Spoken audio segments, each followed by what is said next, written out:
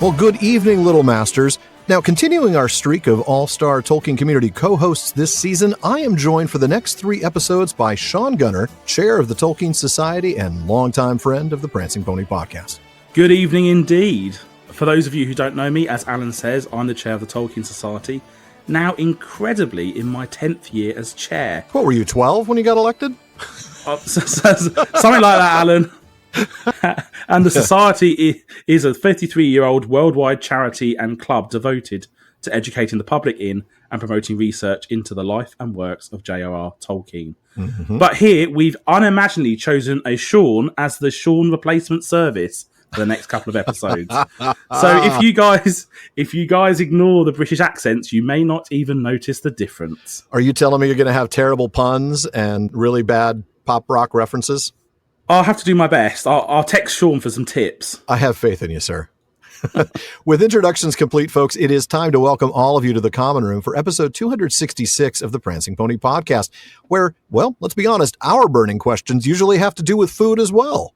And what are the meal times here at the Pony anyway? Pull up a bench in the Common Room and join us, guys. I'm Shaun Gunner, the Mayor of Mickledelvin, and I'm here with the man of the West, who is still looking for the dining room and the inns, Alan Sisto. I am an old campaigner, after all. I like the Mayor of Mickledelvin. That's a good nickname. Folks, tonight we are going to join Pippin in his first hours in Denethor's service in the 4th part of Minas Tirith, the first chapter in The Return of the King. Some of you are hearing this show for the very first time, and to those, we bid you a very warm welcome.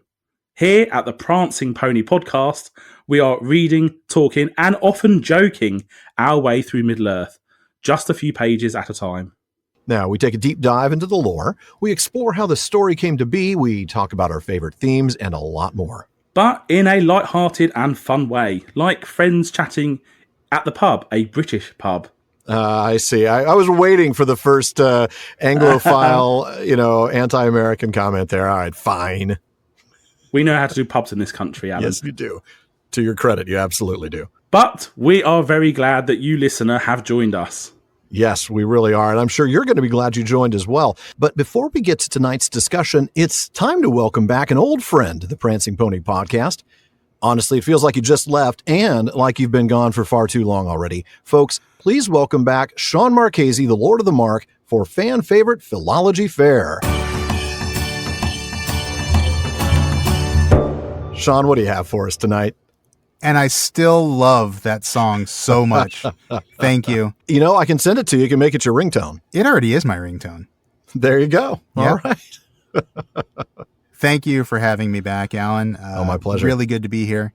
And in this episode, we're going to see Pippin ask Beregond a very important question. Mm-hmm. Some, like any hobbit, would say it's the most important question. When do we eat? This is one of my favorite questions, yeah. Yes, absolutely. Well, Beregond then gives a rather long answer about meal times in the Citadel. And if you pay attention, you may hear, over the sound of Pippin's growling stomach, Beregond say, "Then there is the nuncheon, at noon or after as duties allow, and men gather for the day meal, and such mirth as there still may be about the hour of sunset." All right. Well, we know about breakfast and second breakfast and elevenses and luncheon and afternoon tea and dinner and supper. But what about nuncheon and day meal? What are those? What about those? He knows about them, doesn't he? That's right. What about second nuncheon? Does he know about that? Apologies to Billy Boyd, who Seriously. was just on the show a few episodes ago. That's right. I am sure that Pippin is wondering the same thing. What exactly are nuncheon and day meal? So let's dive into those, and we're going to start with nuncheon. First of all, because it's just fun to say, and secondly, because it actually comes earlier in the day. It really is. I mean, day meal, I know we'll get to it, but day meal sounds kind of meh. Day meal. It's a meal during the day. But nuncheon. Yeah. Nunchucks and a truncheon is what it sounds like to me. Yeah, nunchucks and a truncheon. That's exactly right. Which would make for a pretty interesting weapon. It's going to be a lot of fun to play with. Get one for your kids, folks. That's right. Everybody's going to want one. Yeah. Nuncheon. Forget about lawn darts. They've got nothing on nuncheons. No, exactly. Everybody's going to want a nuncheon for Christmas. All right. All right. That's terrifying. All right, go ahead. Well, the Oxford English Dictionary defines nuncheon as a drink taken in the afternoon, a light refreshment between meals, a snack. I'm sorry, a drink taken in the afternoon. I'm already like, okay, Shaun's on board. That's right. That's right. I haven't had my nuncheon yet. It is an archaic and English regional term. Okay. And surprisingly, it's not related to luncheon. Really? Which is another word for a light refreshment. Right. I would have thought for sure it was related to luncheon, like almost a time-specific luncheon. You would think so. And as we'll see about the etymology, it's almost there, actually. But no, not related to luncheon at all. Interesting. Etymologically, it comes from the word noon, as in the time of day. So you're right about that part. But then the second part actually was originally shench. Huh. Now, I had never seen or heard this word before. No. I looked it up in this Oxford English Dictionary entry for this bit here. But it seems that shench, which is not another so fun word to say. Is it, though? I don't know. I don't know. It's a fun name to call somebody. You shench. If you don't like them in particular. Avast ye shench. It sounds like a pirate word. It does. No. It is actually an Old English and Middle English word for a cupful or serving of drink. So this is a noon shench. A little tipple at noontime. Well, no wonder it sounds like a pirate word. You need a cinch of rum. Yeah, exactly. So it was originally a noontime drink, like a 3-cent lunch. Yeah, you don't see Don Draper having a 3-cent lunch. That's for sure. You don't. That's true. But yeah, that's what it seems like based on the etymology. Interesting. It was originally a drink. Now, it did eventually come to mean a snack or other refreshment between meals as well. So it wasn't explicitly for the businessmen on their liquid diets. Okay. And it seems like as the meaning changed from being a noontime shench or a noontime drink to a noontime snack, that's when the form of the word transformed to be more like luncheon.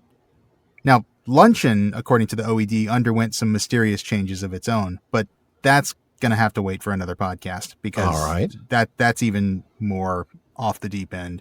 What I will say about nuncheon is that the authors of Ring of Words offer this interesting observation. They say, Tolkien's wording carefully emphasizes the word's original link to the word noon. It's kind of another case of Tolkien reclaiming the original sense of the word and which he does a lot. From just changing it from a drink in the afternoon to something specifically at noontime. Okay. Well, that's nuncheon, but what about this other meal? Sounds pretty straightforward on its face. Day meal. It does sound a bit more straightforward. It's obviously just day plus meal. Okay, then we're done here. There you go. We're done. No. Interestingly, though, it's not actually in the Oxford English Dictionary, so it doesn't appear to be attested in English enough to actually have an OED entry.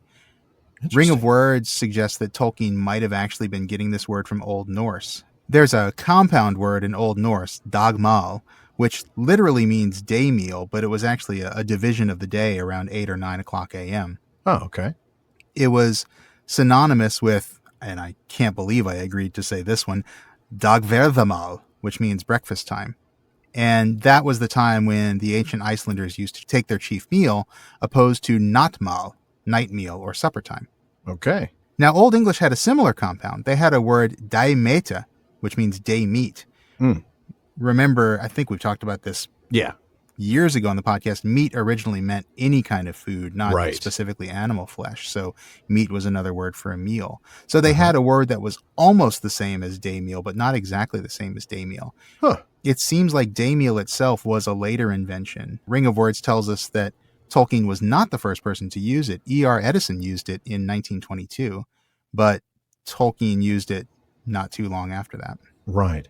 But in Old Norse, it was an early morning meal taken at 8 or 9 in the morning, as opposed to sunset, which it is here, which sounds more like dinner or supper. Yeah, that's true. And Ring of Words didn't have an explanation for that. The best explanation that I came up with for it actually came from Hammond and Skull's Reader's Companion.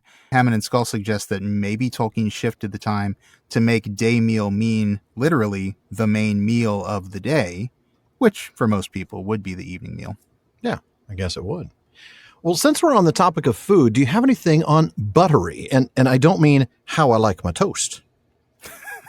It's food fun for Philology Faire this fortnight, friend. Well played. Wow. Why do we do this to ourselves? I don't know. It's getting difficult. Thesauruses don't seem to like that particular sound. No, they don't. It's really hard to find words. Yeah. Anyway, yes, of course, I have a little something on buttery here. A buttery is just a pantry or a room for storing drinks. In British English, in particular, it usually means a room at a college where food is kept and then sold to students. So they always make sure to have plenty of butter on hand to sell to the college students because, I don't know what, that's a thing nowadays, like butter pong? Because really, that sounds disgusting. That sounds messy, too. No, thankfully. That is just wrong. Good. Would that be played with melted butter or solid butter, or is it just softened at room temperature? Like, hopefully it's just not a thing. No. Actually, the word buttery comes from Middle English. Actually, came originally from Anglo-Norman French. Boo. Sorry, had to do that. Still torn up about that, aren't you? 1066, man. Let it go, man. It has been almost 1,000 years. I will. Okay, on the 1,000-year anniversary, I will let it go. In 44 years. Yeah, when I'm 98, I will let it go. You know what I'm still mad about? I'm still mad about that Norman conquest. That William the Conqueror, man. That William the Conqueror. Billy boy, you fiend. Anyway, no, it did come from Anglo-Norman French botterie, which means, and please, let's try and contain ourselves here, Alan, because botterie literally means butt store. You cannot say the phrase butt store on the PPP and sincerely expect me not to giggle or laugh or snort or something. Okay. You can giggle a little bit at the idea of checking out what's on the shelf, right? I'm going to go check out aisle 3. That looks interesting. Excuse me, do you have any bigger butts than this one? I was actually looking for something a bit bigger. Is this any relation to whatever you want, sir? To that strip club, that charnel house thing we talked about? Oh no!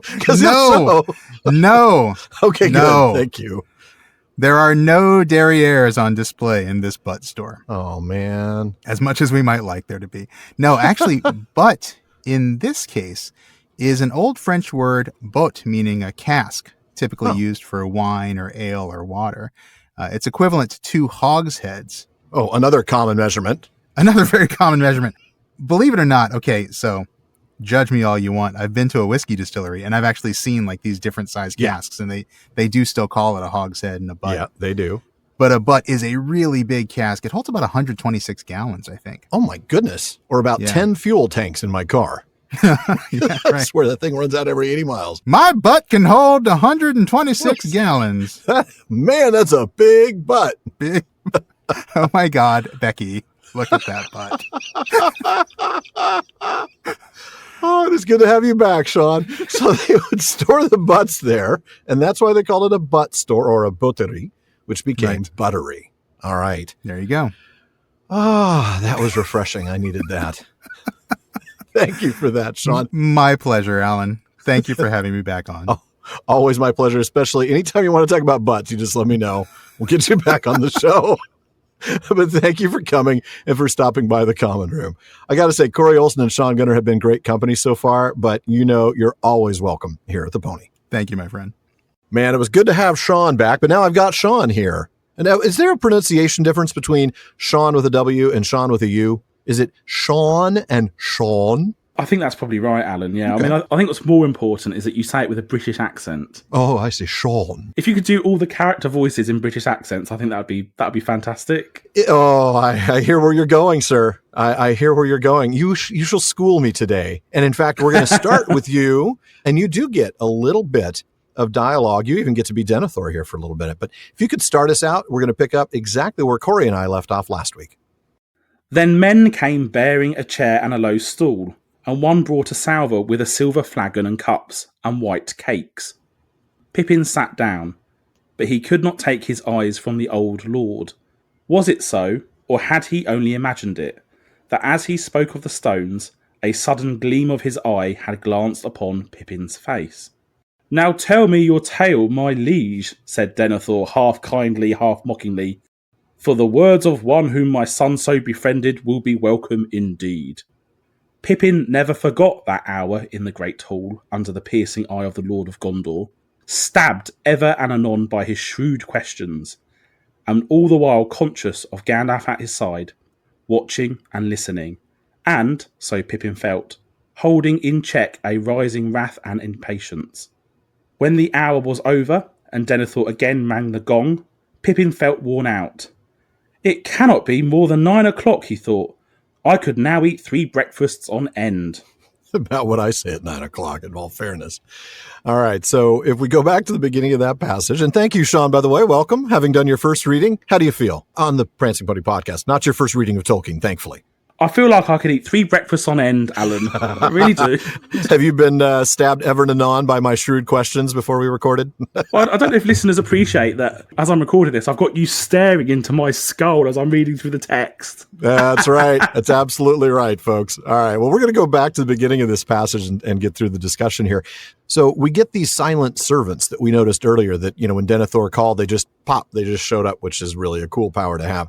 They come out with a couple of seats for Gandalf and Pippin and a salver. Now, that's just a silver platter, a very fancy platter for, for a steward, shall we say, as well as a silver jug and cups and some little white cakes. Yeah, they're relatively simple refreshments, really, considering it is breakfast. But that silver, that's a recurring theme. We see this in Tolkien's works, right? The platter, the jug, even the gong that he rang at the end of the last episode was silver. That's right. And of course, we've got silver in the livery, right? The black and the silver with the livery of the guards up there, the Citadel guards. Exactly, and we'll come onto some more silver later on in the reading. But the bit that struck me is that, I appreciate he's the steward and all, but they are at war. He has got a bunch of servants, right, just hanging around with platters of cakes. Oh. It does feel slightly like, is Denethor taking this seriously? Yeah, that's a good question. The battle's about to begin. One would hope that perhaps once the troops are actually on the Pelennor fields knocking down the door, that he won't be having his servants there bringing him cakes. But the bit that struck me that I thought was quite interesting was in the previous episode. Yeah. Gandalf says to the wardens that it was a bit late to be repairing the wall, right? So Gandalf was sort of saying, actually, you're right on the edge of this. Yeah, it's coming soon, right? It's coming. And is Denethor behaving here like war is about to arrive? Yeah, that's a fair point. And does he know that it's coming right now? Or does he, as we'll find out perhaps down the road, that it's not going to matter, right? There's a certain fatalism perhaps to where Denethor's coming from on this, yeah. So Pippin keeps staring at Denethor. I love this, right? He's just, at the very beginning, Pippin could not take his eyes off the old lord. Pippin thinks of him as an old lord, but it's not very reverential, is it? No, he's thought of him as an old man or lord now 7 times, just since they've been in this room. He's been described as old man 6 times previously, and now old lord. It's all in the narrative, of course. He doesn't call him that to his face. And it is always in relation to Pippin's perspective. It's very interesting. Yeah, and one of the reasons he's staring at him is because he thought he caught a gleam in Denethor's eye when the stones were mentioned. Yes, yeah. So does he know Pippin looked into the Orthanc stone? That's a very good question. Could he have known? That's another one of those maybe questions, I think. Corey and I last week talked about this from Unfinished Tales. We quoted that in the mailbag. Whether Denethor ever thus made contact with the Orthanc stone and Saruman is not told. Probably he did, and did so with profit to himself. So there is the possibility that he would have been communicating with that stone, but... And the text continues, Sauron could not break in on these conferences. Only the surveyor using the Master Stone of Osgiliath could eavesdrop. Right, so it's still kind of up in the air. He would have been able to look into that stone and communicate with that stone, but at this point, Sauron's the one who's wrenching it away. And that's the only way that Pippin can look, right? He's not going to be able to communicate with the Minas Tirith stone any more than he could communicate with the Osgiliath stone if it were still there. Sauron's really the one in control there. Yeah, so if Denethor couldn't eavesdrop, then could he sense a weariness or the trial of using the Palantir? So does Denethor recognise in Pippin something he sees in himself? Like using the Palantir has an effect on Pippin that he understands. You smell like Palantir. Yeah, you must have just used one, right? Yeah, I see what you mean. Yeah, something in Pippin's face, appearance, character, bearing that says to Denethor, this guy knows what it's about. Interesting. I don't know. I think it also could be Pippin continuing to feel guilty for doing something really, really stupid. That's true. So Denethor, kind of condescending here. I mean, it's partly tongue-in-cheek, right? I mean, what does it say? Half kindly, half mockingly? Well, that means it's still half mockingly. Is a little condescending toward Pippin and tells him to tell his tale, doesn't he? He does, and Pippin had beaten Denethor at his own game in that paragraph about Boromir. Yeah, that was good stuff. I mean, he'd upped his rhetoric to match Denethor's tone. He talked in a way that we're not used to seeing Pippin talk, praising Boromir while, of course, showing that he himself was of worth since Boromir died trying to save him. Yeah, and actually, you think Denethor does return the favour slightly, so he refers to one whom my son so befriended. And even in those circumstances, on the edge of war, this is the Steward of Gondor, he still has time to spend an hour with Pippin. Oh, yeah. While Gandalf just stands by saying nothing at all. Oh, saying nothing, but expressing his opinion nonetheless, as we'll see. The interrogation had such an impact on Pippin, he never forgot that hour. Yeah, it must have been pretty intense. I mean, he was dealing with Denethor's pointed questions, which is one thing. But then, you said that Gandalf didn't say anything, and you're right. But that doesn't mean Gandalf didn't make some noises and grunts and groans. Pippin was very cognizant of Gandalf's increasing anger and impatience. He must have really felt like he's in a very tough place. And at this point in the text, Pippin doesn't specify whether the anger and impatience was at him or at Denethor. That's a good point. Yeah. But regardless, Pippin felt that when it was over, he could eat 3 breakfasts. Though, really, is that different from a normal Pippin morning? I mean, I just have to wonder. Maybe he only eats 2 on a normal day. I'm just imagining if every single paragraph of text involving Pippin ended with, and I could eat 3 breakfasts. That's fair. No, that would actually work really well for Pippin, no doubt about it. Well, then we get the portion of the story that we didn't have you read. Tell us a little bit about what happens there. So then they obviously leave, and Denethor dismisses them by telling his servants to lead them to housing. Right. Now, I thought it was quite interesting that Pippin stays with Gandalf, at least temporarily. Mm-hmm. Yeah. I mean, eventually he could be called into some sort of barracks type of situation, I would imagine. But, he is in Denethor's service now and could be called upon at any time. He's to be taught the lesser passwords, which makes me wonder, what are the greater ones? Melon, probably. Yeah, there you go, of course. But interestingly, there's a little bit of housekeeping here. So the captains are to come at around the 3rd hour, which is 9 a.m. Now, yeah, close to it, depending on when the sun comes up, right? Right, because you say that, because I don't think Tolkien specifies the definition of the 3rd hour in this text. Yeah. No, I think you might be right. I mean, it's just an assumption that we all would understand that the 3rd hour is the 3rd hour from sunrise.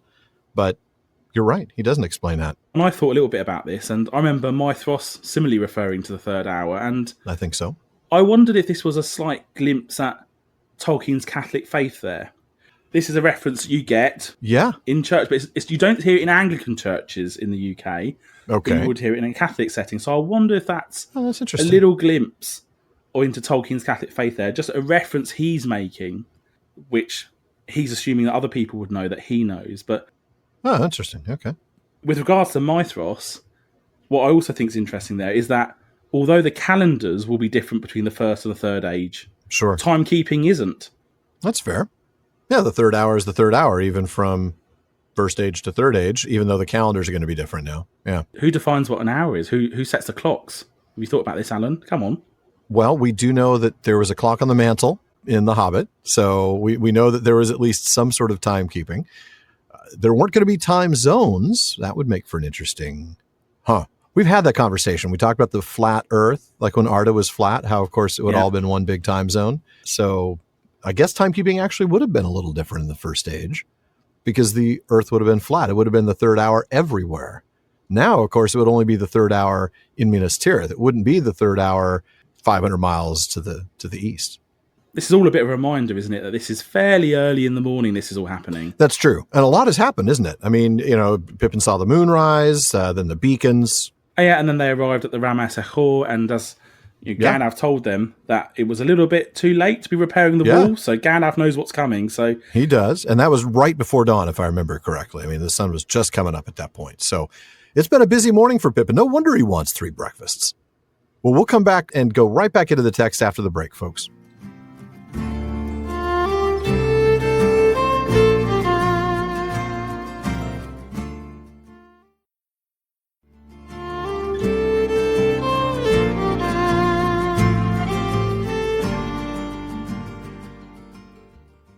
Well, folks, before we get back to the text and those lesser passwords, we want to make sure you know that even after you've listened to this episode, there is a lot more talk going on at the Prancing Pony Podcast. The PPP has an amazing listener community. They're always coming up with great questions and discussions across all our social media spaces. Check out our common room on Facebook, our dedicated subreddit, Twitter, and more. Now, on Facebook, just look for the Prancing Pony Podcast. Follow the page to get the news, but be sure to join the group for some great discussions. Or if you prefer Reddit, find us there at Prancing Pony Pod. On Twitter and Instagram, we're simply at Prancing Pony Pod. And please be sure to check out the Rings of Power Wrap-Up. That's my new podcast with Sarah Brown and James Tauber, where we discuss, analyze, and speculate all about Amazon's television adaptation of J.R.R. Tolkien's Middle-earth. Alan, James, and Sarah take deep dives into the lore behind the show, or the lore that should be behind the show, talk about themes and characters, and a lot more. Like boats with massive, massive hulls that are 8 times the size of the ship. We do a lot, yeah. So look for the Rings of Power Wrap-Up and subscribe wherever you listen to podcasts. And check at Rings Wrap-Up on social media for more. And folks, if you enjoy the show, please consider supporting us by joining the Fellowship of the Podcast. And when you do, you get a lot. You get an active Discord community that includes live episode recordings. You also get postscripts, episodes without digital ads, and a lot more. Like free merch and Discord hangouts, but you also can become part of our Questions After Nightfall episodes, or even join us as a guest in the North Wing. So please go to patreon.com/prancingponypod to show your support and join the Fellowship of the Podcast. Now, you can also help us out by giving us a rating and review on Apple Podcasts or a rating on Spotify. And please, please recommend us to your friends. So, Alan, we've heard that Pippin could eat 3 breakfasts. What happens next? Well, I'm going to go ahead and pick up shortly after where you left off. And you, my lord Mithrandir, shall come too, as and when you will. None shall hinder your coming to me at any time, save only in my brief hours of sleep. Let your wrath at an old man's folly run off, and then return to my comfort. Folly? Said Gandalf. Nay, my lord, when you are adopted, you will die. You can use even your grief as a cloak. Do you think that I do not understand your purpose in questioning for an hour one who knows the least, while I sit by? If you understand it, then be content, returned Denethor. Pride would be folly that disdained help and counsel at need. But you deal out such gifts according to your own designs. Yet the Lord of Gondor is not to be made the tool of other men's purposes, however worthy. And to him there is no purpose higher in the world as it now stands than the good of Gondor. And the rule of Gondor, my lord, is mine, and no other man's, unless the king should come again. Unless the king should come again, said Gandalf. Well, my lord Steward, it is your task to keep some kingdoms still against that event, which few now look to see. In that task you shall have all the aid that you are pleased to ask for. But I will say this, the rule of no realm is mine, neither of Gondor nor any other, great or small. But all worthy things that are in peril as the world now stands, those are my care. And for my part, I shall not wholly fail of my task, though Gondor should perish, if anything passes through this night that can still grow fair or bear fruit and flower again in days to come. For I also am a steward. Did you not know? And with that he turned and strode from the hall, with Pippin running at his side. Oh, yeah. Couple of stewards talking smack. They're not messing about, are they? It's a real power battle between the two of them. It's a continuation of the whole line of fire between their eyeballs that Pippin was looking at in the last episode, huh? But at least Denethor does say to Gandalf that he has permission to come and go as he wants. So I thought that was good.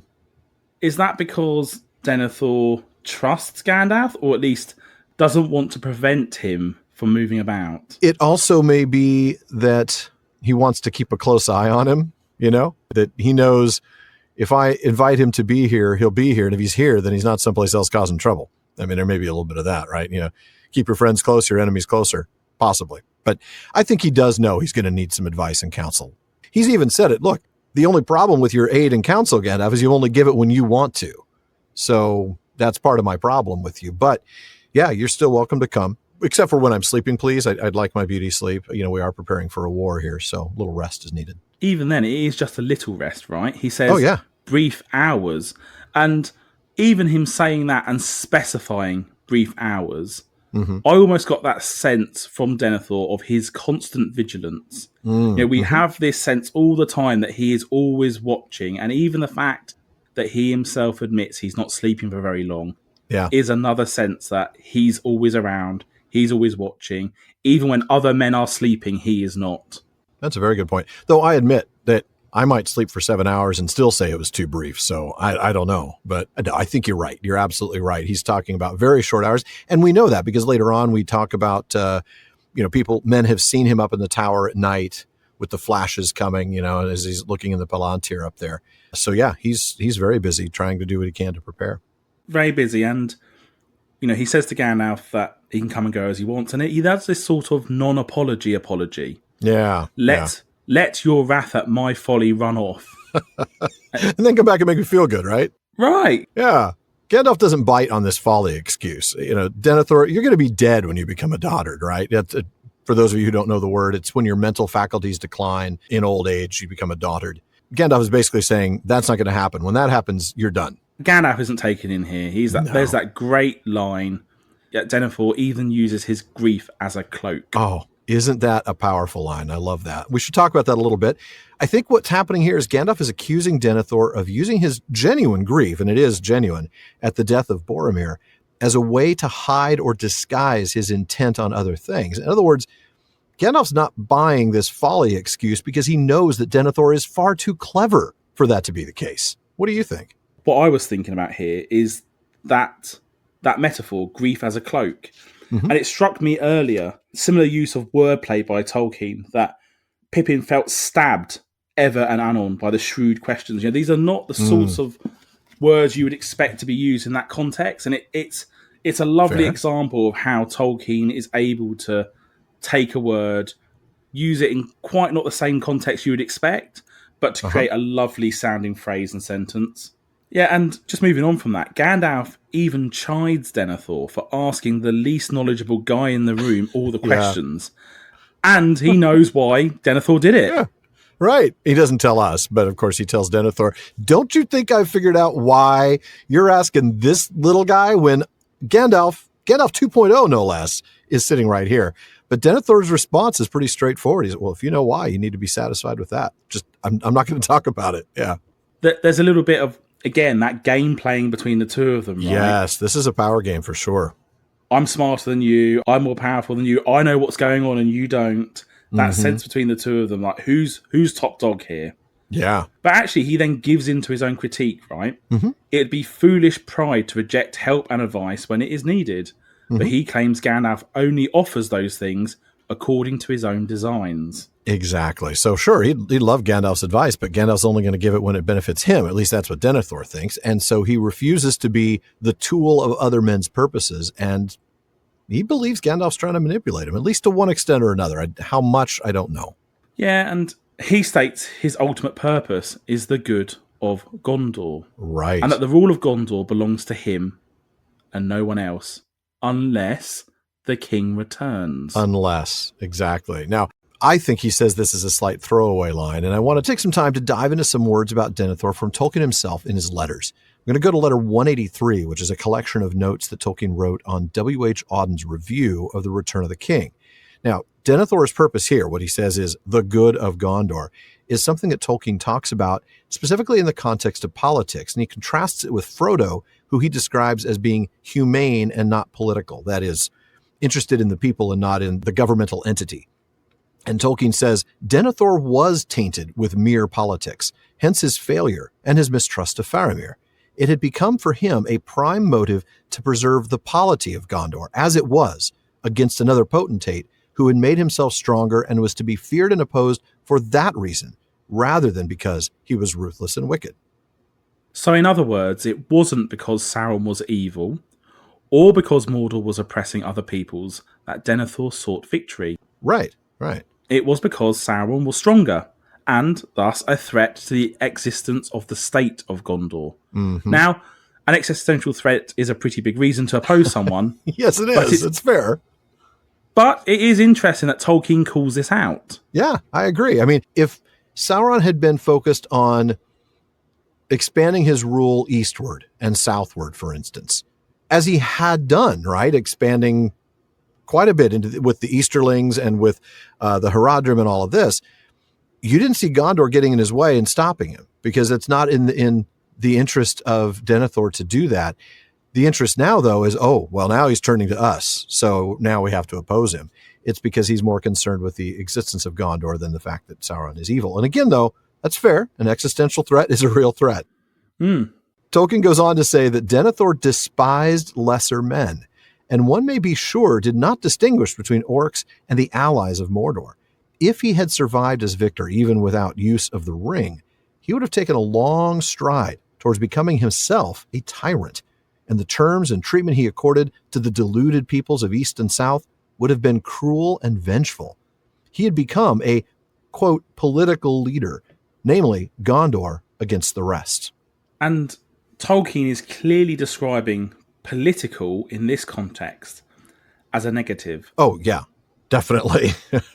When I was thinking about this, I went back to letter 52.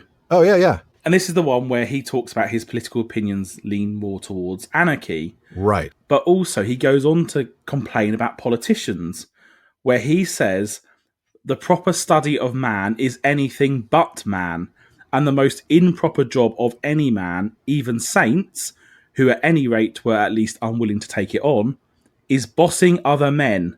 Amen. Men, right? Not one in a million is fit for it, and least of all those who seek the opportunity. Preach it, Tolkien. Preach it. Man, that's very much the case here, certainly. It's nigh and impossible to trust those who seek the opportunity to lead, because one has to look at their motives a little bit, huh? I said to the politician. Alan says to the 10 times elected chair of the Tolkien Society. Well, you're not bossing other men, though. You're not bossing humans out of that role. That's true, but it's consistent trait with Tolkien, this almost anti-political, anti-state behaviour. We see it in particular with the Shire, in the Scouring of the Shire. Yeah. What's the first thing the hobbits do? They tear down the rules. Yep. Tolkien is against the rules. And it comes out here that, again, Tolkien is using political as a pejorative. Yeah, he is. Especially because Gondor, in this case for Denethor, isn't the people, it's the political entity. That's what matters to him, is making sure that the governmental entity of Gondor exists, even if the people and the fiefdoms and everything else is gone, as long as the structure exists. That's what matters to him, I think. And that's what Tolkien is certainly implying. I think so, and I think we'll come on to it in a second. Gandalf is almost a reverse here. Oh, yeah. Even if Gondor falls, right. Even if Gondor falls. But Gandalf himself, he jumps on that line, unless the king should come again. Because I think that line is thrown away almost like somebody saying touch wood. Just one of those things you just say as a casual phrase. Exactly. I mean, it's been 1,000 years almost since Eärnur's ill-fated journey to face off against the Witch King.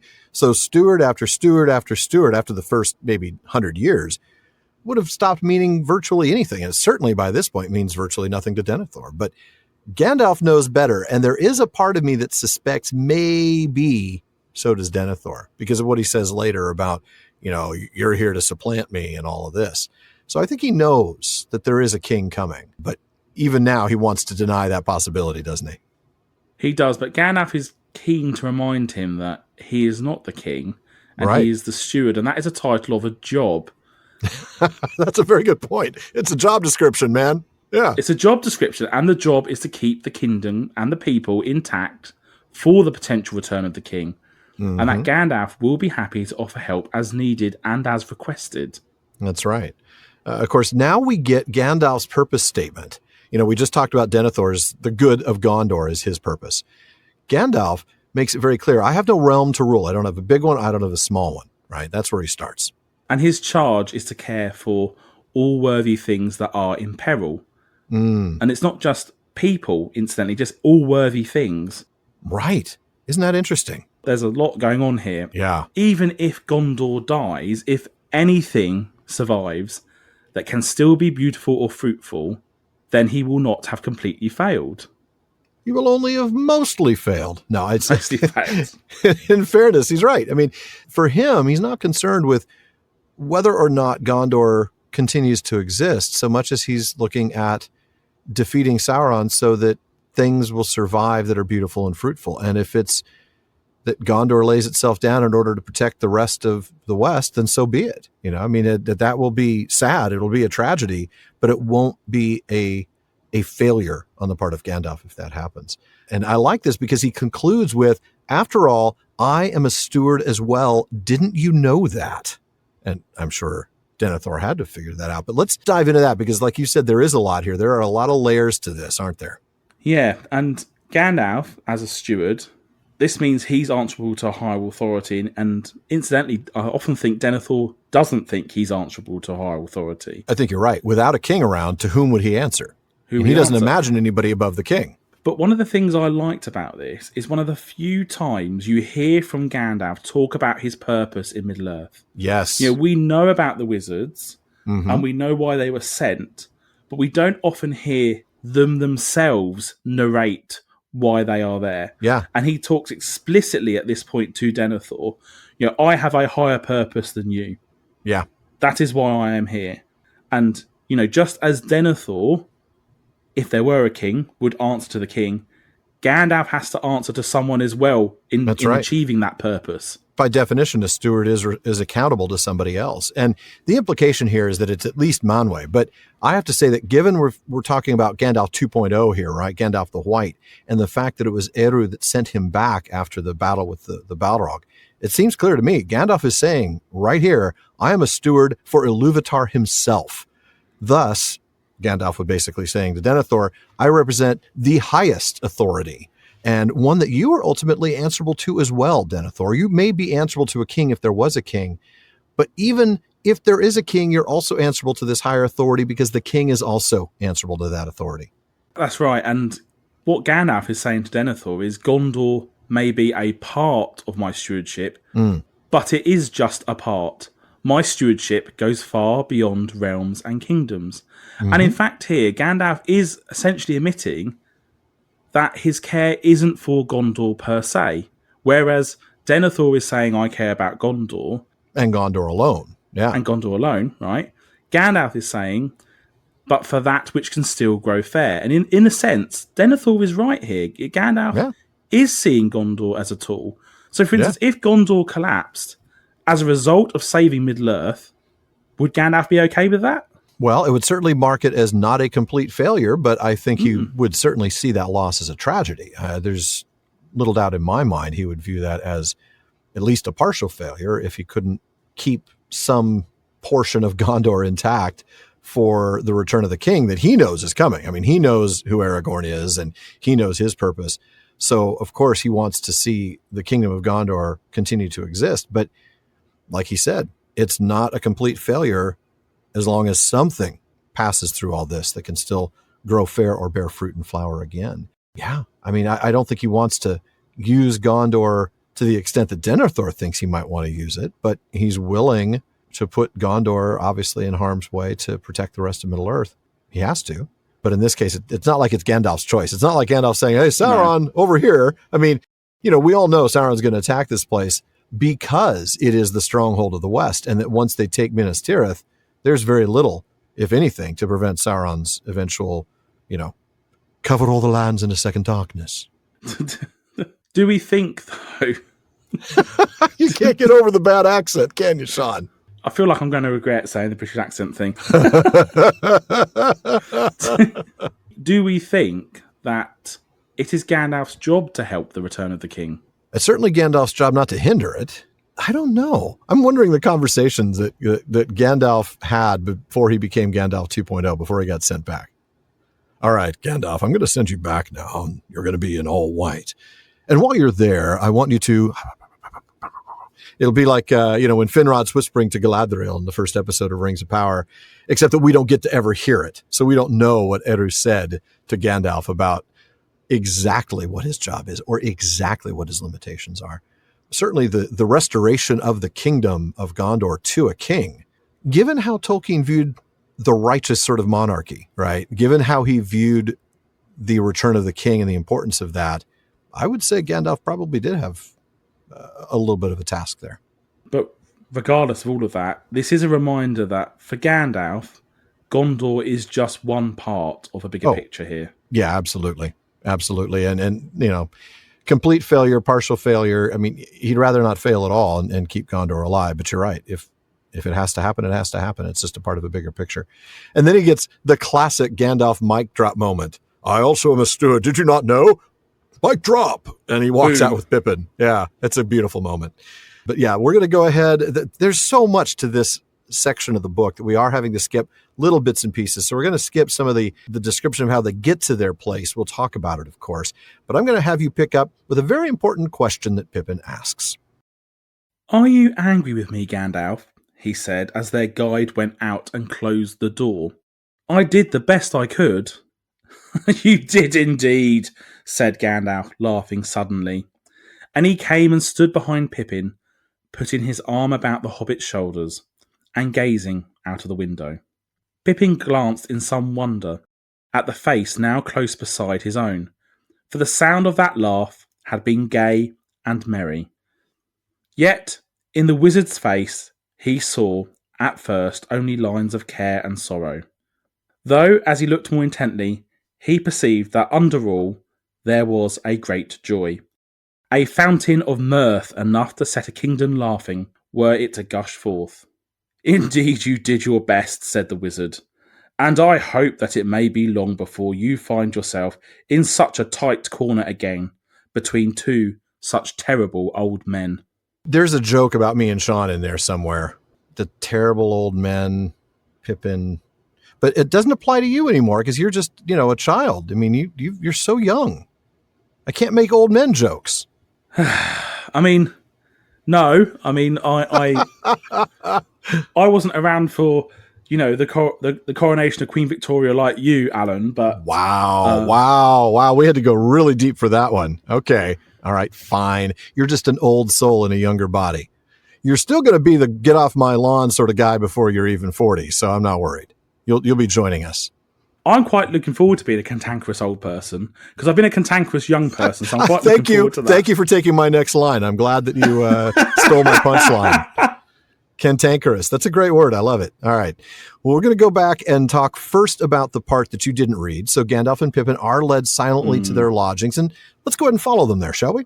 They leave Denethor's hall, then across the court onto a narrow street, called a lane. Right, and they're following it through turns, and they end up very near the north end of the citadel, which I found interesting. I didn't realize there were residences there, huh? Yeah, they're they're still on the very top level, so residences are there too, which I also thought was a little unusual. Yeah. And then they are described as being by the shoulder of the mountain. They're right up close, up the top. Yeah. What a view, right? I mean, this is a nice little Airbnb that probably most people can't get. They arrive in their room and, okay, we're going to have words here, sir. It is on the first floor above the street. Now, that actually helps me understand because now I get it. The first floor above the street. This is a good time as any, especially with you being from the UK, to ask why first floor means the second floor. The first floor is the floor you stand on when you walk into a building. So this first floor is what we would call the second floor. Do you want to help those of us here in America understand that when you say first floor, you mean the floor above the ground floor? I don't think it's very difficult to understand, Alan. So, well, it's just silly. Imagine like counting numbers, right? Right. So you go, if you imagine a slider of numbers from minus 10 to 10.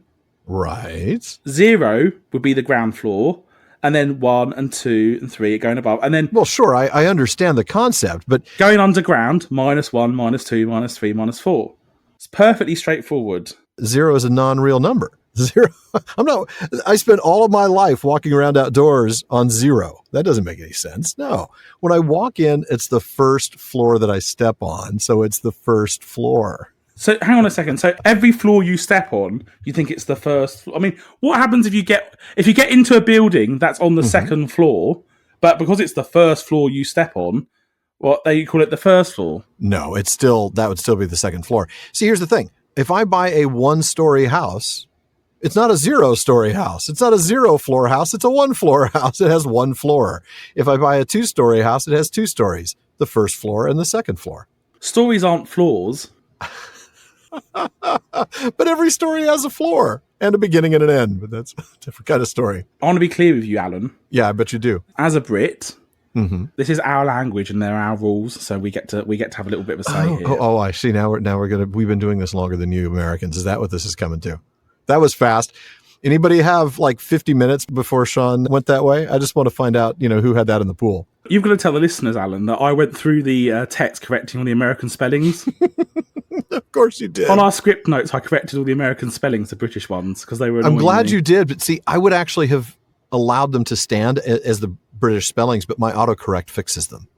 I just don't have time to reprogram it. But yeah, when I want to leave in honor as HONOUR, or color with the U, or various words like that, I prefer the UK spelling. I'm enough of an Anglophile, though you may change that over the next 3 episodes. That I prefer those spellings. I prefer GREY to GRAY as well. But my autocorrect is not like that, so it won't let me. However, I still think, no matter how much I like color and honor and gray than the correct spellings, I still don't get the floor thing. I mean, I get it mathematically, but it's still, I'm not walking in on the 0th floor. I'm walking in on the 1st floor. So when you say get it mathematically, Alan, is that math or maths? I get it mathematically. It's an adjective, not a noun to be singulared or pluraled. I said adjective. I meant adverb. Sorry about that. Get my parts of speech right. All right. We could be here all day, folks, but I'm going to go ahead. Shaun, tell us a little bit about this room. The room is described as light and airy, and that's nice, particularly considering it is all made of stone. That's true. I mean, it could have been really dark and, Dark, just kind of overwhelming, just sort of like kind of claustrophobic almost. Yeah, particularly considering it's by the shoulder of the mountain. Yeah. I mean, it's only going to get northern exposure, so it's not going to get a lot of morning light. It's not going to get morning light at all, and it might get a little bit in the afternoon, but for the most part, it's going to be in the shade. Yeah.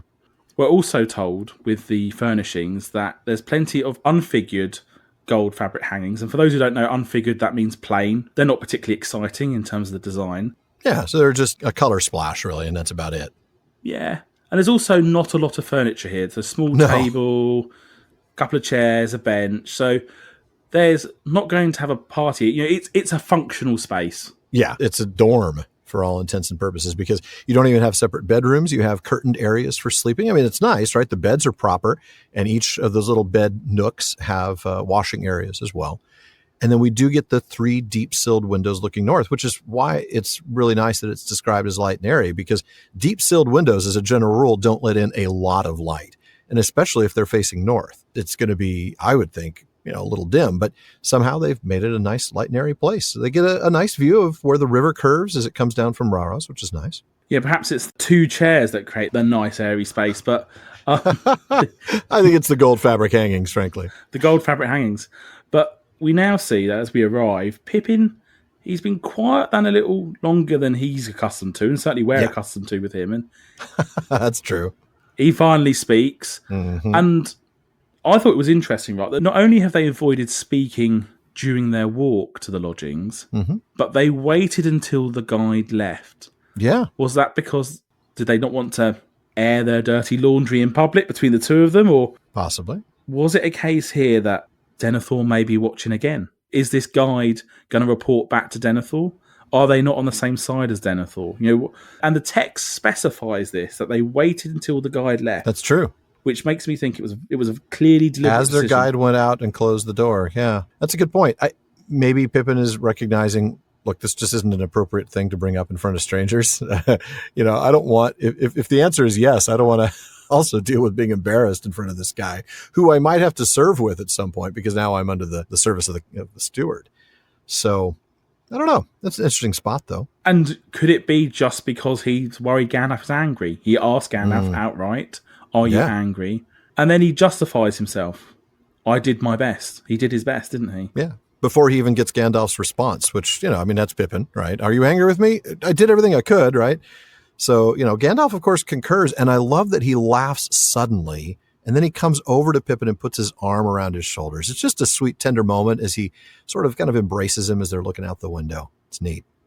And I was really touched by that little description, actually. Yeah. This whole paragraph is great. Yeah, we're used to this idea of fool of a took. right? Yeah. That Gandalf sees Pippin as a little bit of a nuisance. Mm-hmm. But that is not the reaction here. You know, that, as you say, tender touch, like you would do with a close friend or a family member, actually demonstrates Gandalf's care and fondness for Pippin. Yeah, a genuine affection, right. I don't think we've ever seen that before. Not to this extent, I don't think. I wonder if just 3 days on horseback has probably gotten them a little closer. It's probably hard not to appreciate Pippin after that long. But I do love it. It's just a neat, like you said, tender moment, just a kind touch. I like it. It is, and Pippin uses that moment to study Gandalf's face. Yeah. The sound of his laugh seemed to contrast to his face. Yeah. At first, he sees only the burdens that Gandalf carries, the lines of care and sorrow. Right, which of course would, seem to be inconsistent with the laughter. But he sees beneath that to a tremendous joy. What do we make of this? I mean, I love the phrase, but seriously, what do we make of a fountain of mirth enough to set a kingdom laughing? That is beautiful. What is Pippin seeing? And once again, it's that unusual use of language from Tolkien, a fountain of mirth. Yeah. The idea of this flowing freely. And I thought it was an interesting observation by Pippin. Pippin is growing. He's able to see deeper. He's able to look beyond the surface in a way that he's not done before. He's growing. He's maturing. And this was something he also did with Denethor just a little while ago. That's true. Kind of was able to perceive beyond just the outside. It's one of those things where I wish I knew what it was that is filling Gandalf with such mirth, especially under these circumstances, right? I mean, here we are. Gandalf, we already know, suspects that Denethor is using the Palantir, right? That's one of the reasons why he was really racing back, is that he was concerned for that reason. Could he be trusted, or was he going to pull another Saruman? We know the war is coming. Gandalf knows the war is coming. Gandalf knows very little, if anything, about Frodo and his state. He won't know that until Faramir arrives. So what in the world is he able to be thinking about that's giving him this laughter, this joy, this mirth? This isn't mere joy, which, like, you understand the difference between joy and happiness. The idea you can be joyful even under bad circumstances, but happiness tends to be circumstantial. Mirth. This is laughter. This is, giddiness. What is going on with Gandalf here? What do you think? So I think this is almost untapped potential from Gandalf. So if you think about Gandalf's origins as a Maya from Valinor, right? I think this is his character. And actually, I think what we're observing here is his character is bottled up because of the situation that he's in Middle-earth. Okay. So actually, this is what Gandalf would be like. And I think this perhaps speaks to why Gandalf, of all the wizards, had a particular interest and affection for hobbits. Yes. And the fireworks. He's not just doing this like for fun. No. He's doing this because actually it speaks to him and his character. And he sees something in them that is in himself. And I think that's what's going on here, is that actually the exterior of Gandalf, with the lines of sorrow across his face, having to fight this battle with Sauron that's been going on for centuries, actually this bottles up somebody who is a fountain of mirth. So the fountain of mirth is his natural state, and we don't get to see it very often because of the external cares. I like that. I can buy that 100%. I really can.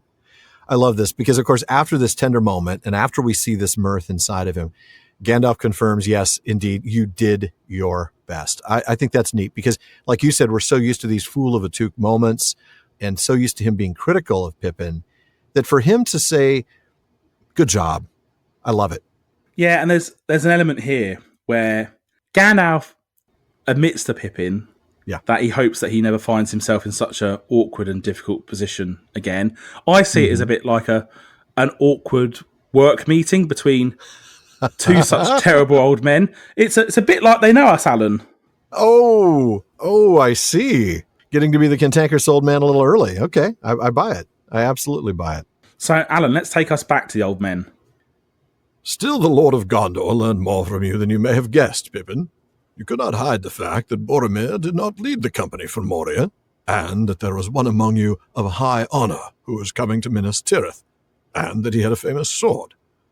Men think much about the stories of old days in Gondor, and Denethor has given long thought to the rhyme, and to the words Isildur's Bane, since Boromir went away. He is not as other men of this time, Pippin, and whatever be his descent from father to son, by some chance the blood of Westernesse runs nearly true in him, as it does in his other son, Faramir, and yet did not in Boromir, whom he loved best. He has long sight. He can perceive, if he bends his will thither, much of what is passing in the minds of men, even of those that dwell far off. It is difficult to deceive him, and dangerous to try. Remember that, for you are now sworn to his service. I do not know what put it into your head or your heart to do that, but it was well done. I did not hinder it, for generous deeds should not be checked by cold counsel. It touched his heart, as well, may I say it, as pleasing his humour. And at least you are free now to move about as you will in Minas Tirith, when you are not on duty, for there is another side to it. You are at his command, and he will not forget. Be wary still. He fell silent and sighed. Well, no need to brood on what tomorrow may bring. For one thing, tomorrow will be certain to bring worse than today, for many days to come, and there is nothing more that I can do to help it. The board is set, and the pieces are moving. One piece that I greatly desire to find is Faramir, now the heir of Denethor. I do not think that he is in the city, but I have had no time to gather news. I must go, Pippin. I must go to this Lord's Council and learn what I can. But the enemy has the move, and he is about to open his full game. And pawns are likely to see as much of it as any, Peregrine, son of Paladin, soldier of Gondor. Sharpen your blade. Yeah, so even though Pippin did a good job, as Gandalf confirms, Denethor still learned more than Pippin might think. Of course, he's a smart guy, yeah. Smart fella. And Denethor discovered that Boromir wasn't the leader of the company out of Moria. Right. Somebody in the group was of high honor and was planning on coming here to Minas Tirith, and that this guy who has high honor has a famous sword. So he's going to try and put two together, isn't he?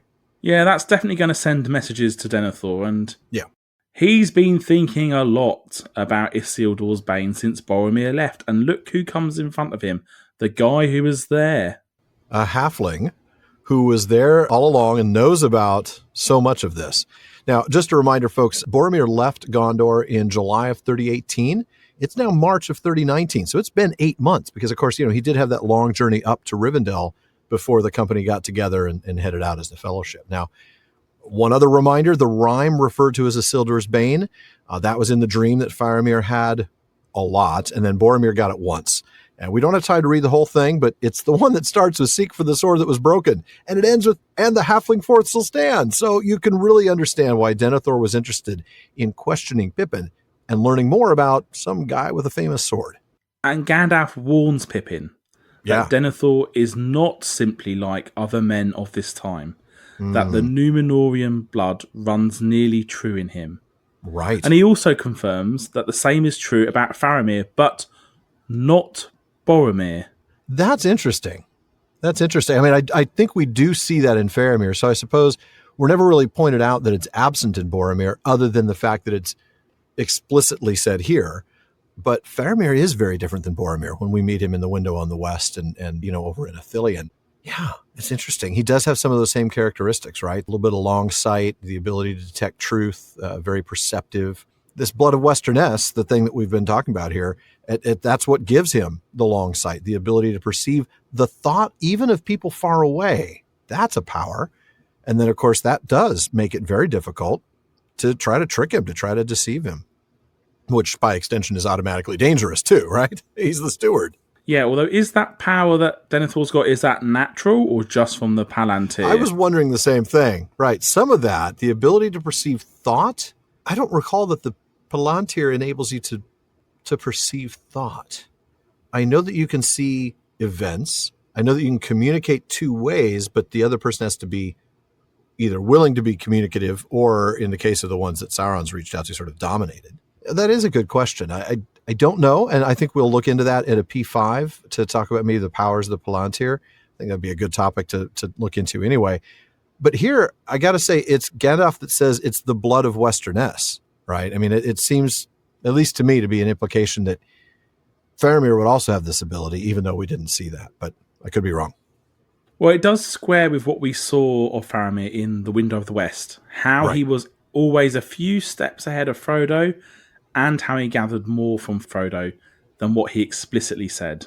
Quite a bit more, right? I mean, it was like a chess game. He was always 3 moves ahead and reading what Frodo was going to say and then shifting the conversation accordingly. How I knew I was getting too close to this, so I shifted over. And he's playing the conversation like it's a game. Faramir, of course, also said, "We are truth speakers, we men of Gondor." And similarly, he had this ability to judge whether somebody was speaking the truth, whether that was Frodo, Sam, or even very specifically Gollum, who, you remember, he says something like, "I detect that there's a lot of closed doors in there, but that in this matter, you're speaking the truth."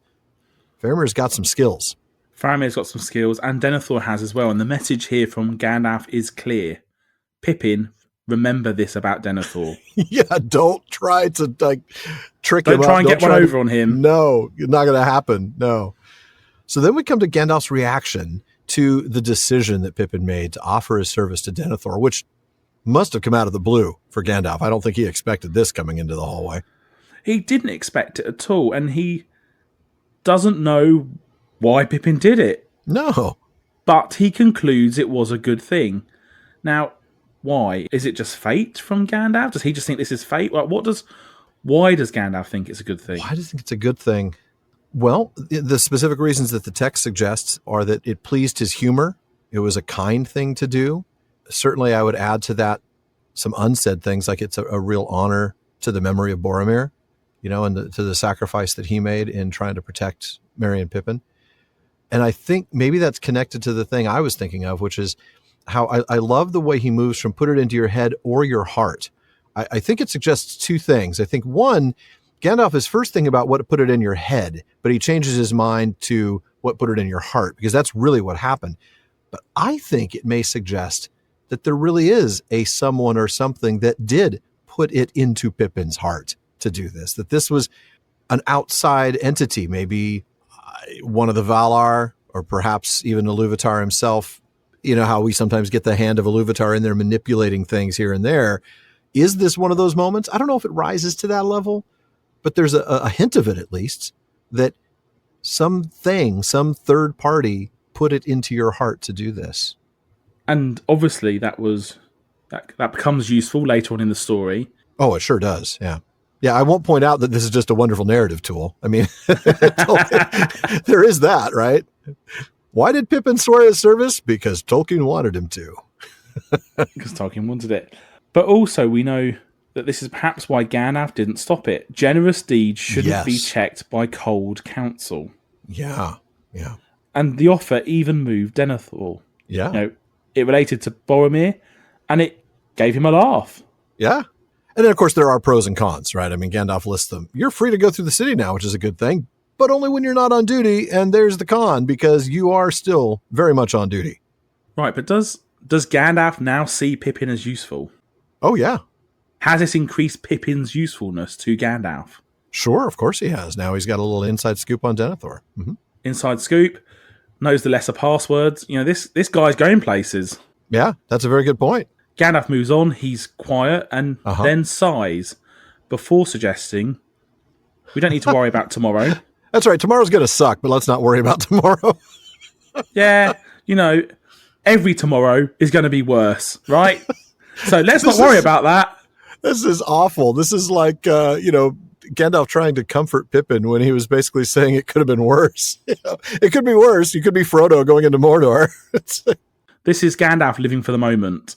Yeah, very much so. And then, of course, the chess references begin, right? The board is set. The pieces are moving. So have they got chess in Middle-earth? That's a very good question.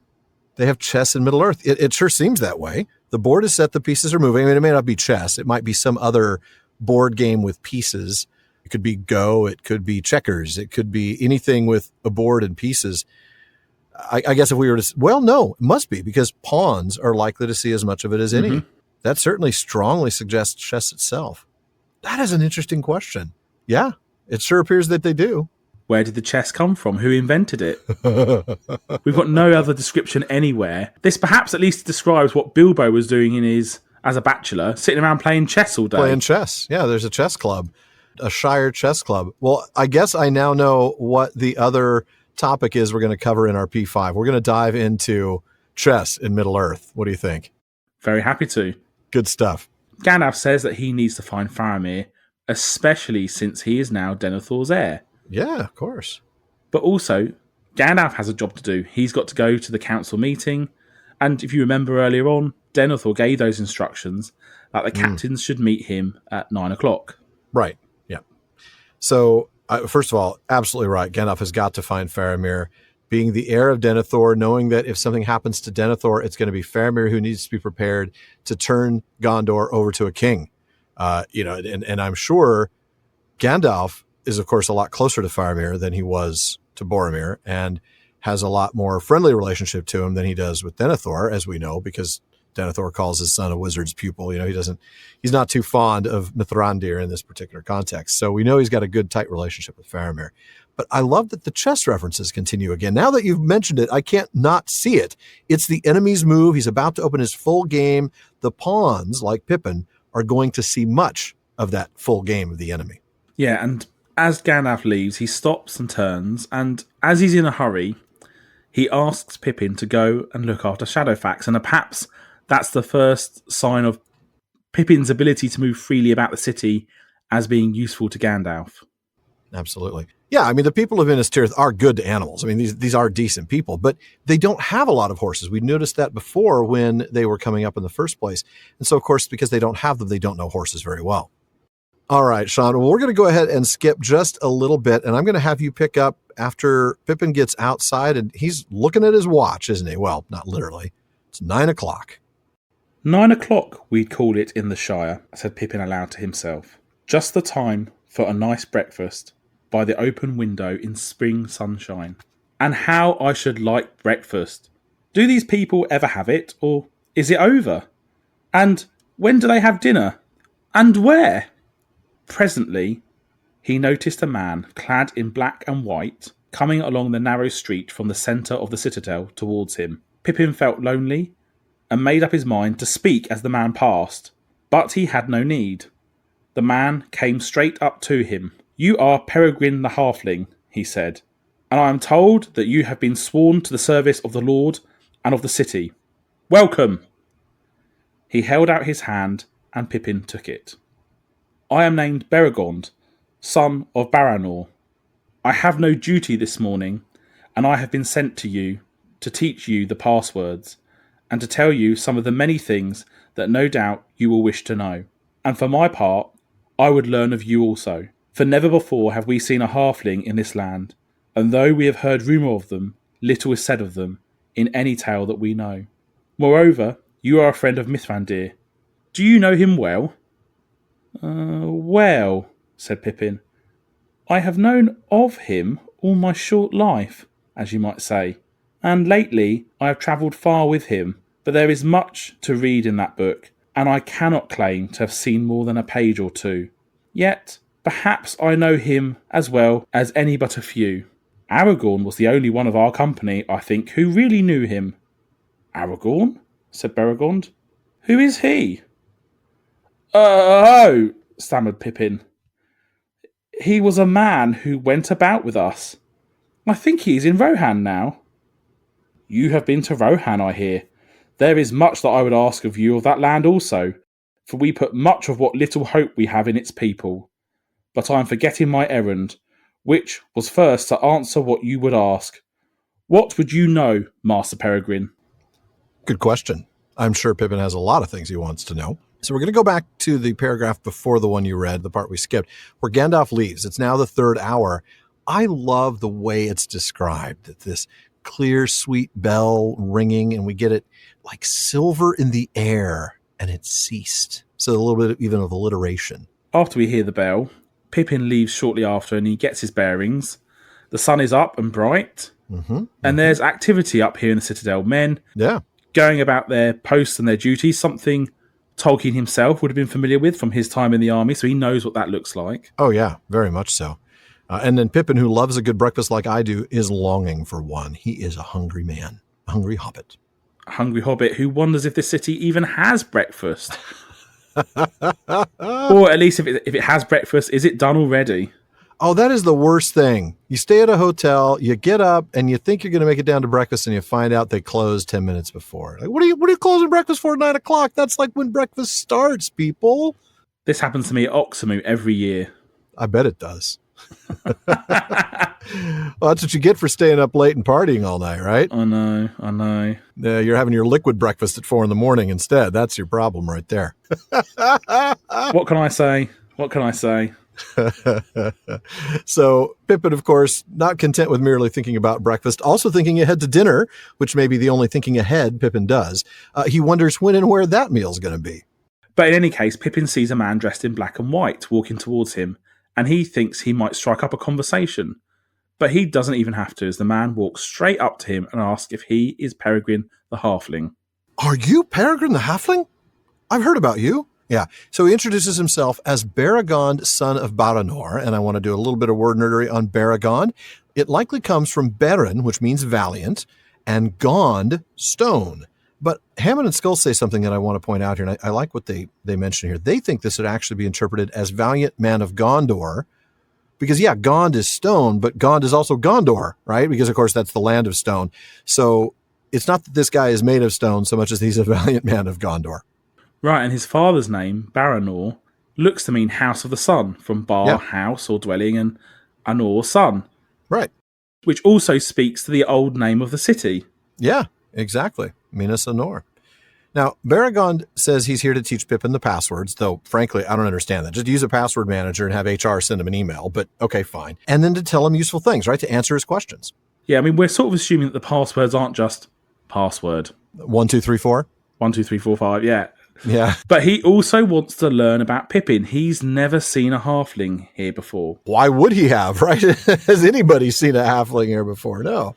Why would he? And I thought what was particularly interesting is he asked about Pippin, but not of the land where he came from. He later on mentions about Rohan, right, but not about Pippin's land. And part of me wondered here, is this like if you yourself, Alan Sisto, Man of the West, met a mythical creature for the first time?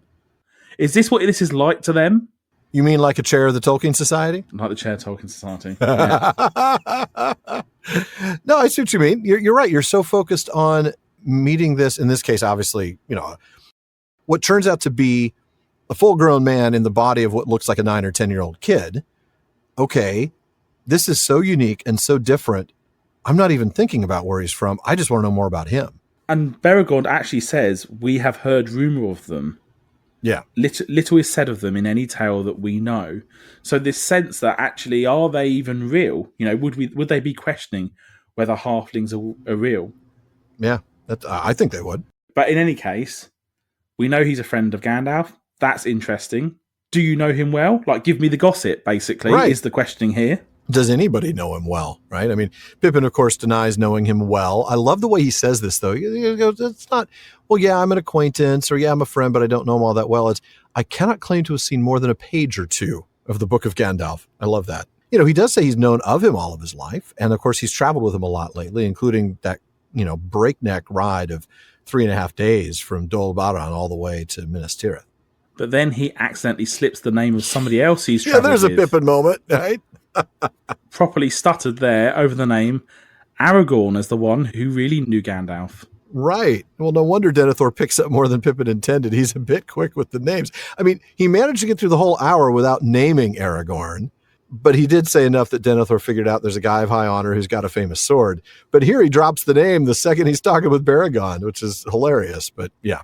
And perhaps shows there that Pippin's guard isn't up so much for Beregond as it would be for Denethor. That's fair. And Beregond obviously spots this. He starts chucking questions at Pippin about Aragorn and then about Rohan. Mm-hmm. But he then remembers there's a job to be done here. Yeah. I'm supposed to answer your questions, right? He's supposed to answer his questions, right? So, Alan, let's take us through some of Pippin's questions. I will indeed. And they start exactly where mine would start. Well, said Pippin, if I may venture to say so, rather a burning question in my mind at present is, well, what about breakfast and all that? I mean, what are the meal times, if you understand me? And where is the dining room, if there is one? And the inns? I looked, but never a one could I see as we rode up. though I had been borne up by the hope of a draught of ale as soon as we came to the homes of wise and courtly men. Baragon looked at him gravely. An old campaigner, I see, he said. They say that men who go warring afield look ever to the next hope of food and of drink, though I am not a travelled man myself. Then you have not yet eaten today? Well, yes, to speak in courtesy, yes, said Pippin, but no more than a cup of wine and a white cake or two by the kindness of your lord, but he racked me for it with an hour of questions, and that is hungry work. Baragon laughed. At the table small men may do the greater deeds, we say, but you have broken your fast as well as any man in the citadel, and with greater honour. This is a fortress and a tower of guard, and is now in posture of war. We rise ere the sun, and take a morsel in the grey light, and go to our duties at the opening hour. But do not despair, he laughed again, seeing the dismay in Pippin's face. Those who have had heavy duty take somewhat to refresh their strength in the mid-morning. Then there is the nuncheon, at noon or after as duties allow, and men gather for the day meal, and such mirth as there still may be about the hour of sunset. Come, we will walk a little, and then go find us some refreshment, and eat and drink on the battlement, and survey the fair morning. One moment, said Pippin, blushing. Greed, or hunger, by your courtesy, put it out of my mind. But Gandalf, Mithrandir as you call him, asked me to see his horse, Shadowfax, a great steed of Rohan, and the apple of the king's eye, I am told, though he has given him to Mithrandir for his services. I think his new master loves the beast better than he loves many men, and if his goodwill is of any value to this city, you will treat Shadowfax with all honour, with greater kindness than you have treated this hobbit, if it is possible. All right. And we'll skip the rest, of course. We'll come back, but, we can't read everything. Take us back to the beginning of that passage, right? So, like a broken record, guess what Pippin's question is? Breakfast and food, meal times, dining rooms, and the inns. In fairness, those would be my first questions, too. I mean, I need to know where the food is. But he says he didn't see one during the run up all 7 levels, and that he'd been hoping for an ale this whole time. It's 9 o'clock in the morning, Pip. 9 a.m. Bit early for ale, right? I would think, but I do like it.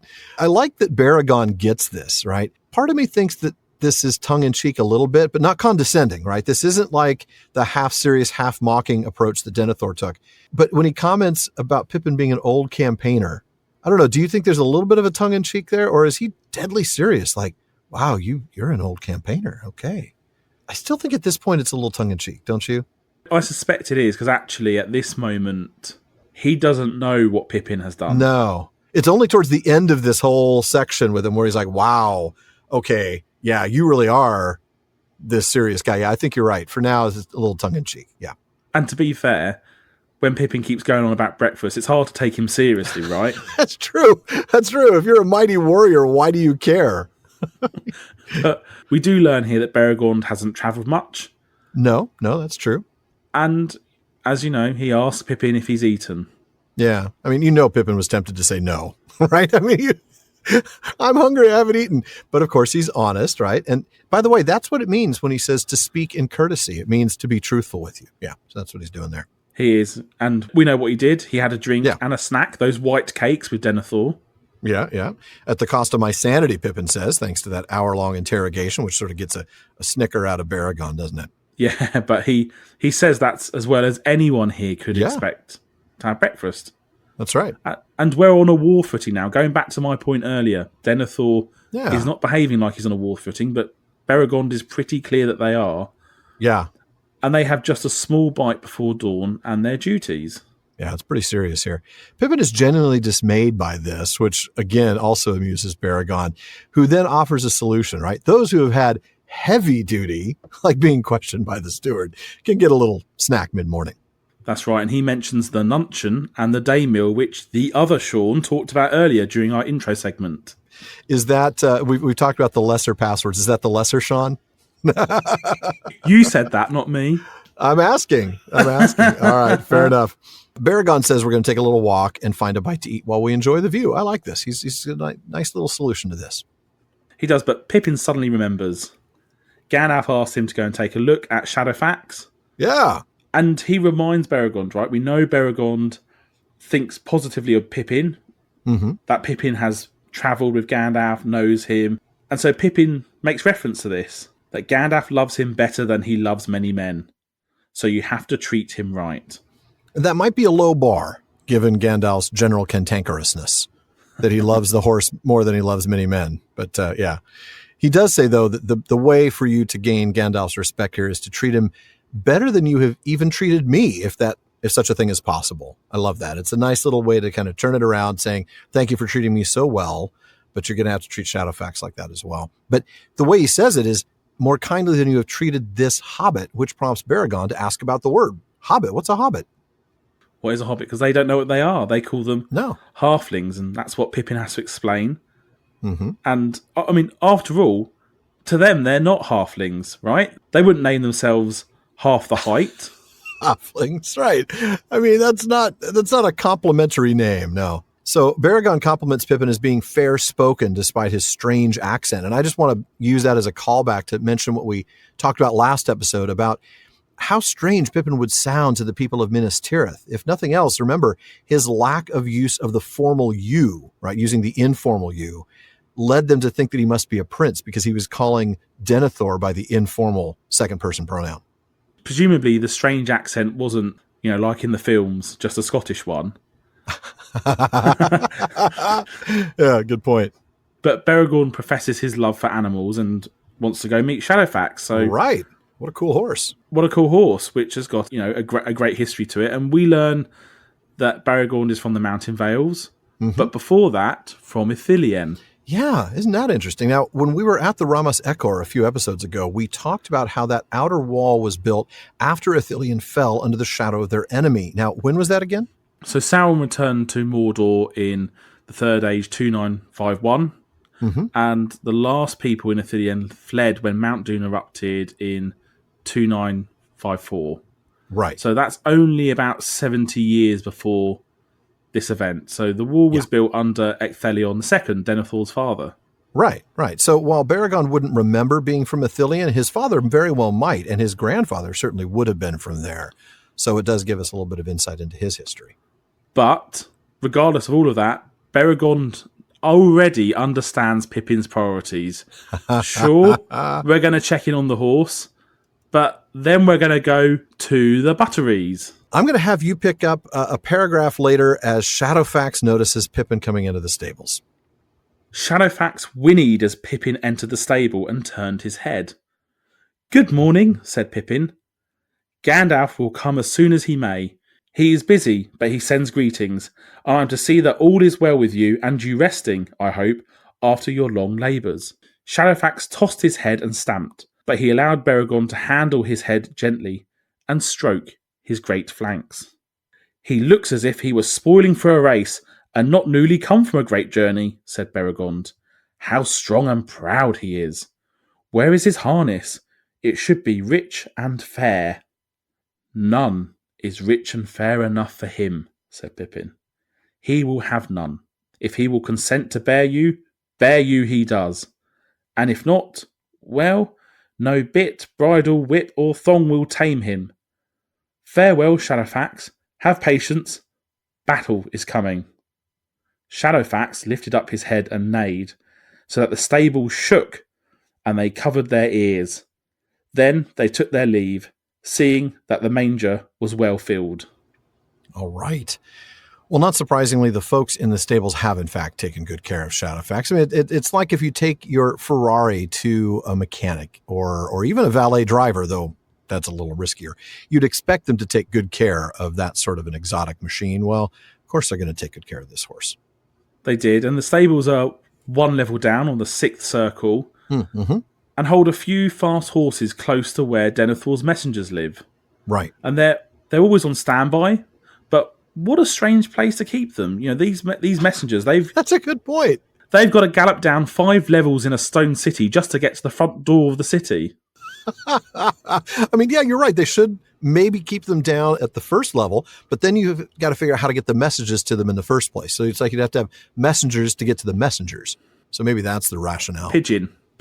Smoke signals, Exactly. Or we could use those pneumatic tubes that we were talking about in the last episode where you just drop the message in and foop, like in the old banks in the 70s or something. I don't know, Alan. Why don't we just have the Eagles do it? Oh, of course. We should always have the eagles do it. The eagle should do everything. Yeah.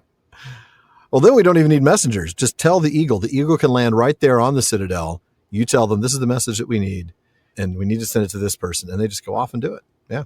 There we go. Yeah.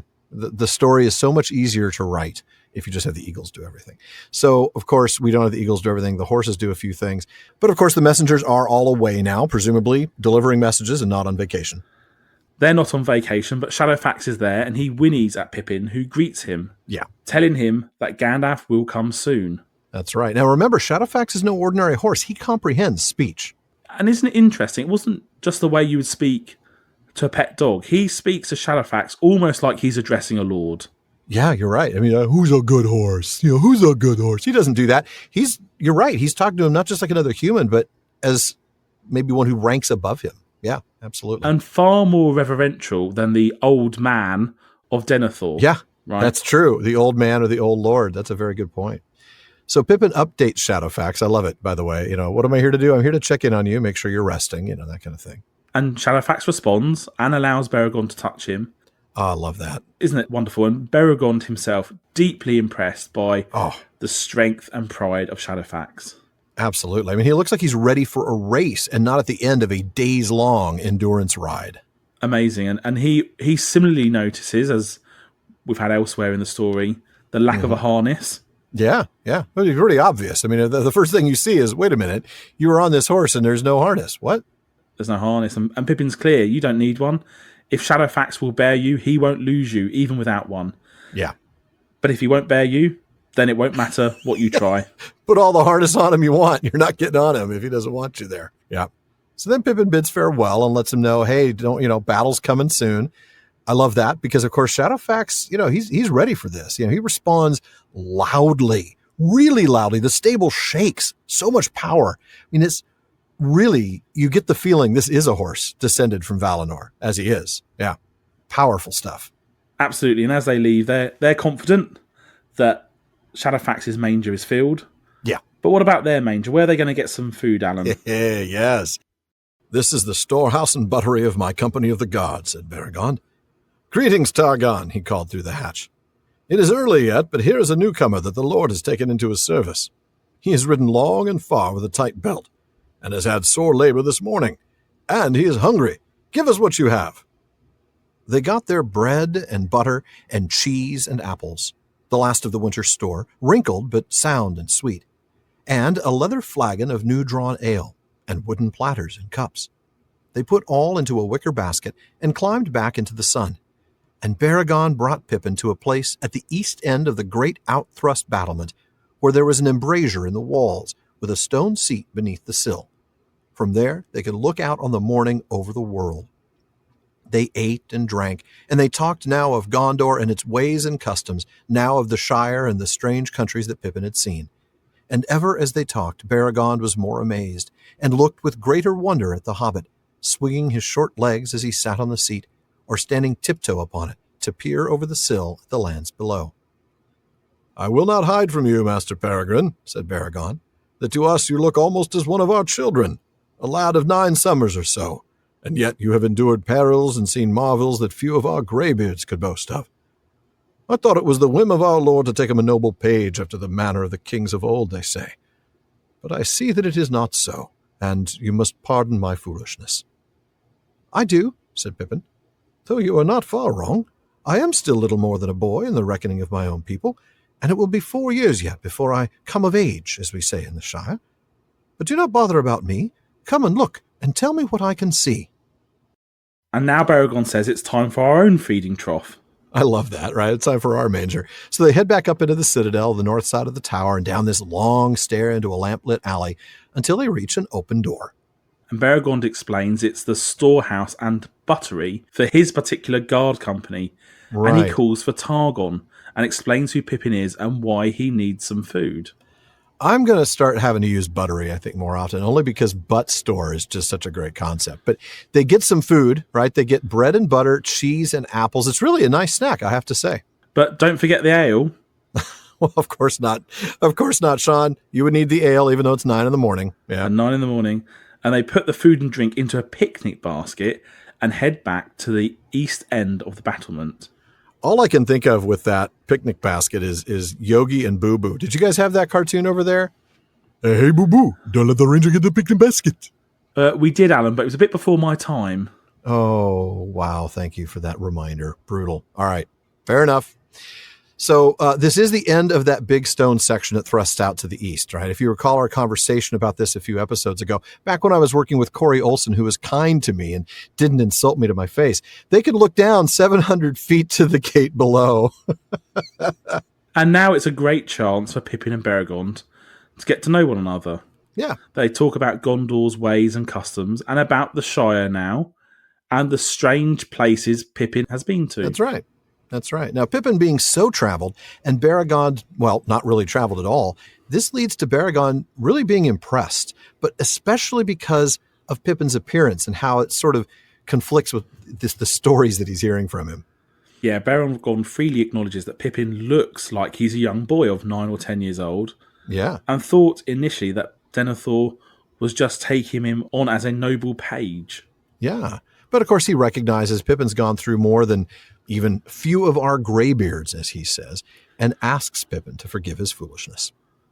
And Pippin immediately does, but then confirms Beregond's initial take, at least to an extent. That's right. I mean, it is 4 more years before he comes of age. Remember, hobbits come of age at 33, and we know that Pippin then, he's still 4 years away from when he'll turn 33, so he's still a very young man.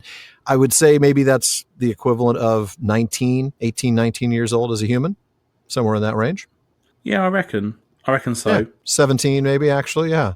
Because when would you say a person comes of age? 20, 21, 22, somewhere in that range? Yeah, because sort of traditionally it's 21, isn't it? Legally these days it's 18, but traditionally it's 21. Yeah, 18 to 21. So if 18 to 21 is coming of age, then yeah, I would suppose 29 in Hobbit years must be the equivalent of about a 17-year-old. My goodness. Pippin's actually pretty well spoken for such a young person. He is, and I just insulted every young person that listens to the show. Sorry, folks, I'm playing around. Anyway. And Pippin asks Beregond to tell him all the things he's seeing from his vantage point, because, of course, Pippin is a halfling. Oh, wow. Yes, he is. He can hardly see anything from there. No. I love that they're so high up, right? They're 700 feet above the gate, so they are able to see quite a bit, and we will take a look specifically at what they see next week. But 4 years until Pippin comes of age? If we get a birthday card in the mail now, we actually stand a decent chance of it arriving in time thanks to Barliman. What does Barliman have in the mailbag for us tonight, Shaun? Well, David writes in, and he says, would it have been possible for the company to make it into Mordor together? If Gandalf had not fallen in Moria, and if Boromir had not succumbed to the ring, could they have made it in one large group, or was it only possible for Frodo, Sam, and Gollum? What route would they have taken? Would Gandalf have tried the pass of Cirith Ungol? Or would they have gone around the mountains and approached Mount Doom from the east? I understand that this would have drastically affected the fates of Rohan and Gondor, but I just thought it would be interesting to know if you believe it would have been possible. Okay. Look, I love these what-if questions, but wow, there are a lot of implications for Rohan and Gondor here. I mean, I think we need to recognize that Boromir never was going to go to Mordor, not in any set of circumstances. He'd made it clear he was going to Minas Tirith even before they got to Parth Galen, right? What did he say on the boats? To the tall isle I will go, but no further. There I shall turn to my home, alone if my help has not earned the reward of any companionship. And Aragorn never intended to go to Mordor originally either. Going all the way back to the chapter The Ring Goes South, Frodo says to Aragorn, I would have begged you to come, only I thought you were going to Minas Tirith with Boromir. I am, said Aragorn, and the sword that was broken shall be reforged ere I set to war. But your road and our road lie together for many hundreds of miles. Okay, so those two would have definitely split at the Falls of Rauros. Now, I guess the question is if the other 7, assuming Gandalf had not fallen, might have gone together to Mordor.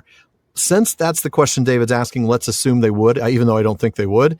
Would it have actually been possible? Let's talk about that. Yeah, so I've got a few thoughts about this. So the first one is what route would they have taken? So the idea of them going round to the east... Yeah, it would have taken far too long. Too long, and they would have run out of food and provisions, surely. Oh, absolutely. there's no known place for them to stop and get food, right? That lembas bread definitely would have made it all the way around. No, especially not with 7 people. Yeah. That feels like that's not a goer. Mm-hmm. I think you're absolutely right. And we suspect that the Black Gate, too obvious, too well guarded. Gandalf coming through the Black Gate might have been a challenge, yeah. Might have been noticed. So there's a couple of things that I came down on. So first of all, we do know that after the last alliance, Gondor built watchtowers around Mordor. Right. And, the current gate, the 2 teeth there are the remnants of those. So maybe there are other watchtowers with other passes. And maybe other passes, yeah. Well, in fact, I went back to the earlier map. Uh-huh. And in there is a Nargil Pass, which was to the south of Mordor. And in one of the earlier drafts, which you can find in, I think, the Treason of Isengard and the War of the Ring, it says in there that orcs travelled through that pass. Oh, okay. So maybe if the Fellowship had stayed together, perhaps they could have taken that route. But actually, you come back to maybe Cirith Ungol would have been the route to take. The problem I've got is with 7 of them, we've got full-grown men here. Aragorn's not short. Right. Legolas isn't short. Boromir's not short. Yeah. They're much more likely to be seen as opposed to 2 hobbits and Gollum. Yeah, a large group like that trying to sneak past Cirith Ungol, trying to sneak past Minas Morgul, first off, and then trying to get up and through the tunnels. It even brings up the question of what would have happened with Gollum. I don't think they would have been as likely to capture Gollum where they captured him. I think Gollum would have noticed there's 7 of them. Frodo and Sam are stealthy and easier to hide. I think he would have absolutely stayed far, far, far away from Gandalf. They never would have captured him in the first place. Or would he have ended up being shot by Legolas, for instance? Yeah. Oh, I don't know that Gandalf would have let him shoot him. I think he probably would have stopped him from that. Even Aragorn might have stopped him from that. But I do think that Gollum would never have come close enough to the group to get himself captured. So that would have been interesting. Because then what happens when they get to Mount Doom itself? I don't know. I love speculative questions, but boy, this one's a tough one. And the bit for me that I think is quite interesting is actually, would we have ended up in the exact same situation? Because think about that conversation between Frodo and Aragorn. And Aragorn says, I fear that the burden is laid upon you. You are the bearer appointed by the council. Your own way you alone can choose. In this matter I cannot advise you. I am not Gandalf, and though I have tried to bear his part, I do not know what design or hope he had for this hour, if indeed he had any. Most likely it seems that if he were here now, the choice would still wait on you. Such is your fate. And at that point, do you wonder, if Gandalf was there, would he still have said to Frodo, which route do you want to take? Yeah, I think so. And would we have ended up in the exact same situation, just with more of them?